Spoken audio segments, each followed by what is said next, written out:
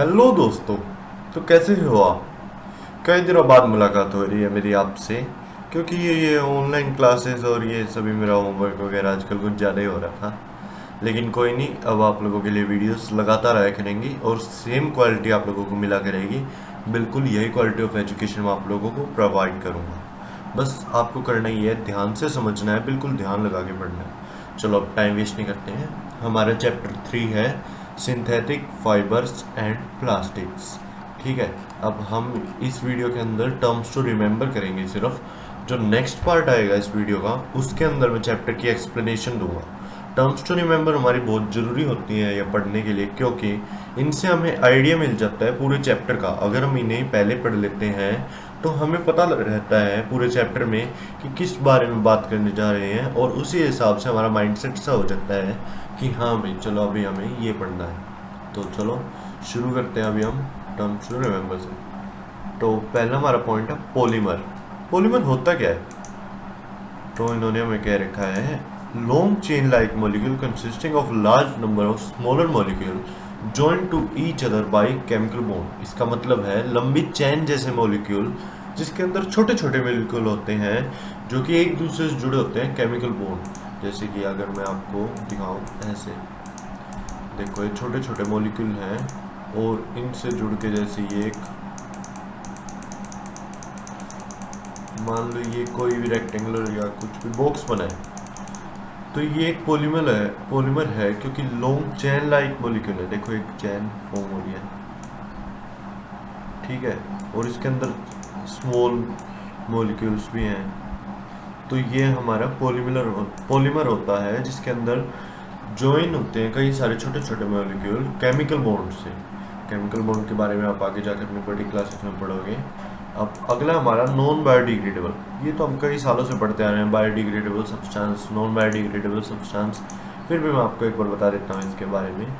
तो ये होते हैं substance which do not decompose to harmless substance by the action of the air of water and bacteria। यानी कि ऐसे सब्सटेंस जो कि डिकम्पोज नहीं होते, हार्मलेस सब्सटेंस यानी कि जो नुकसान ना पहुंचाएं हमारे नेचर को, ऐसे सब्सटेंस में कन्वर्ट नहीं होते हैं एयर के एक्शन से, वाटर के एक्शन से, बैक्टीरिया के एक्शन से, तो उन्हें हम कहते हैं नॉन बायोडिग्रेडेबल। चलो इसी के साथ आप बायोडिग्रेडेबल भी समझ लो। बायोडिग्रेडेबल यानी कि वो सब्सटेंस, मैं लिख देता हूँ, biodegradable are those substances which get converted into harmless substances by the action of air, water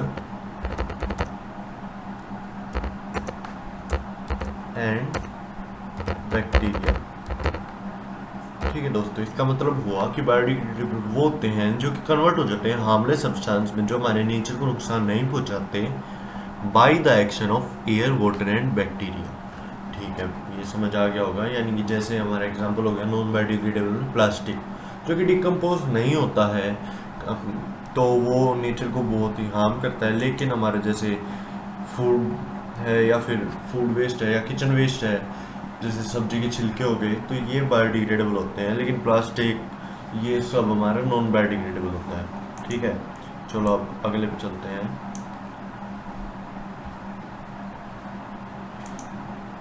अब अगला इन्होंने हमें पॉइंट दे रखा है सिंथेटिक फाइबर। ये फाइबर का टाइप होता है, यानी कि man made fibre from simple और स्मॉल मॉलिक्यूल। मैन मेड, इस चैप्टर में आपको ये बहुत ध्यान रखना है। मैं आपको एक बार फिर से लिख देता हूँ, एक सेकेंड, जहाँ पे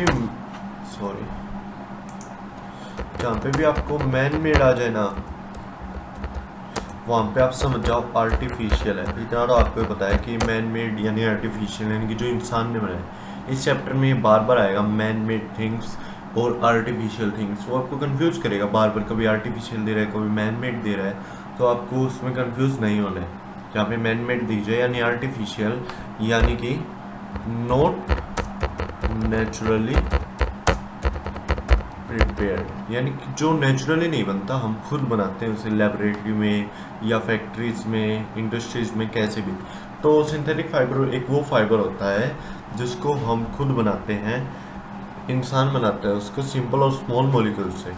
आप अगला एक बार पढ़ लेते हैं, वो है इंसुलेटर। इंसुलेटर सब्सटेंस वो होते हैं जो अलाउ नहीं करते हीट और इलेक्ट्रिसिटी को उनके अंदर से पास होने में। फॉर एग्जांपल रबड़।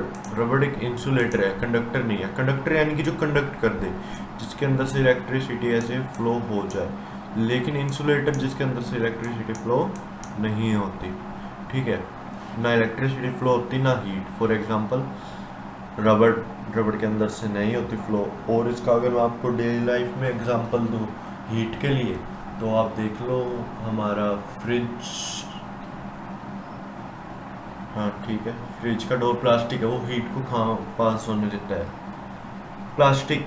अब सबसे मेन है इस चैप्टर का जिसके बारे में हमें पढ़ना है, सिंथेटिक फाइबर एंड प्लास्टिक। दो ही चीज़ें पढ़नी है बस, प्लास्टिक और फाइबर। आगे जाके आप कुछ नहीं पढ़ोगे, बस यही पैराशूट, नायलन, ये फाइबर वगैरह बता देंगे।